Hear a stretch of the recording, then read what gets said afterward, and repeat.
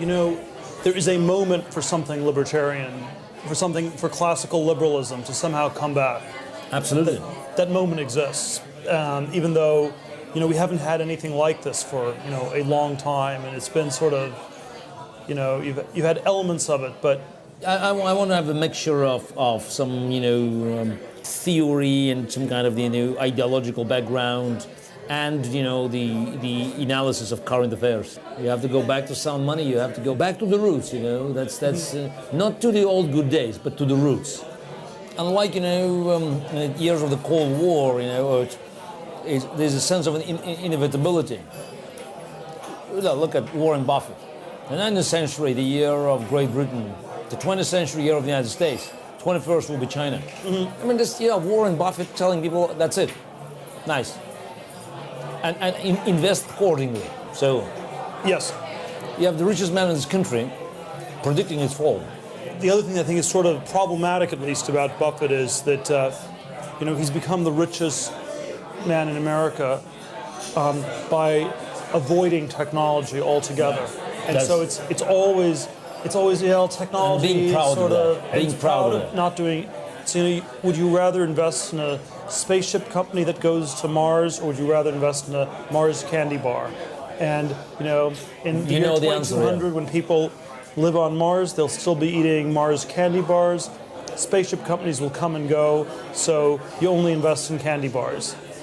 And there's a way in which it doesn't work for the whole thing, and that's the aspect of Buffett that seems very, very fake to me. Is even if he personally can do it, it doesn't work. You can't have a country in which everybody's born Buffett. It's America is doomed. China is next. Invest accordingly. That's the message. My view on it is that regardless of what happens between the U.S. and China, as an American, I feel you can only do something here in the U.S. Or there are other countries maybe too, but it's. I think China is not a place you can actually make money, and it's been very. There've been very few. Yeah, a lot of people. I know a lot of people who disagree with you. Yes, but I'm not among them. Say, America goes bust, China goes bust automatically. China goes bust. America is badly hurt, but not goes bust. Right. So that shows there still is imbalance. Right. Have you spoken to any people in the Obama administration about the technology thesis, or do you have any? They are too busy with rebuilding relations with Putin and Medvedev and ending this administration.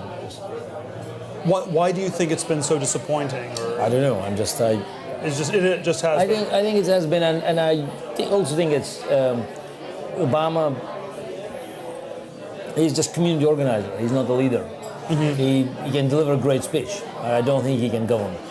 My sense is they are not focused on a lot of the most important problems, and so. But that means they cannot identify important things. So it's about managing. The Obama inaugural speech, he basically said that it's not about big government or small government, but it's about whether government is efficient or not efficient.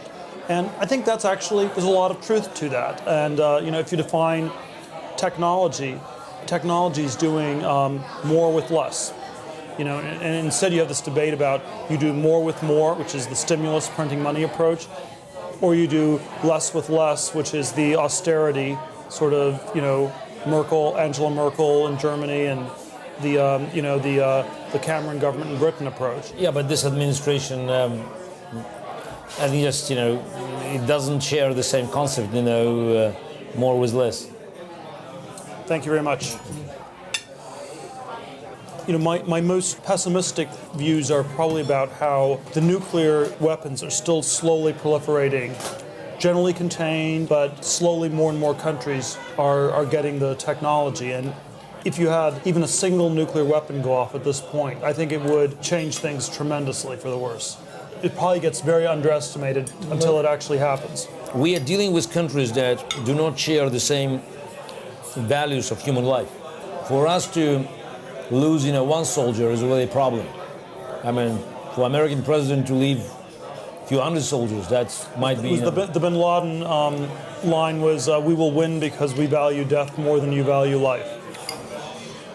So let's concede there's something very problematic about globalization because it enables transfer of bad technologies. It enables governments to, in a sense, outsource the functioning parts of their societies to other societies and keep control locally, or something like that. What does one do about it? Technology. They have the money from natural resources because they do nothing else. You downsize the importance of this element of the economy. So it's the energy alternative, natural resource alternative. That's item number one. Yep. You cut off the money. That's the only way democracy could beat dictatorships. Eventually, that's how America beat Soviet Union. Mm-hmm. Progress. Well, this is why the technology issues again are so important in ways that are not just economic, but also it has political angle. And you find yourself to be fairly pessimistic on, a lot of sort of day-to-day type things, or relatively pessimistic. What sort of keeps you going? If you were like completely pessimistic, at some point people would just give up. No, but it's against my nature. So I'm optimist by nature, and I still believe that this world has a purpose. Mm-hmm. We are at a point where, not a majority by any means, but there are increasing numbers of people who are asking very hard questions about what's gone wrong in our society. And that seems to me is an important first step towards fixing it. It may not be enough, but it is probably a necessary first step.